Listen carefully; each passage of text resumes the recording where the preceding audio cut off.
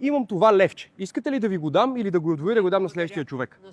На следващия. Пак ще ми вземат хонорара. Имам 2 лева да ви ги дам или да ги удвоя да ги дам на следващия човек. На следващия ли? Да. Удвояваме 4 лева.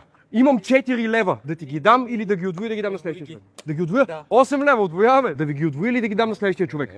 На следващия човек? Да. Това за да ли го приемаме? Да. Имам 16 лева да ви ги дам или да ги удвоя да ги дам на следващия човек. Удвойте ги. 32 лева. Да. Имам 32 лева. Искате ли да ви ги дам или да ги удвоя да ги дам на следващия човек? Как?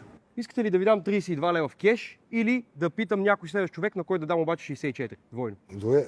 И как ги дава? Е така. И той има някаква вратка има. Няма вратка. И какво има? Нищо няма. Искате ли 32 лева? Хубаво. Георги от Пловдив току-що взе 32 лева от нас, от Макарон БГ. Така, 32 български лева. За какво ще ги похарчите? Виж сега, аз живея в природ, викам за бездомни. Така. Защото просто не достига храна, може да си купа Може си има викам какво. нощите за бръсени, зъби.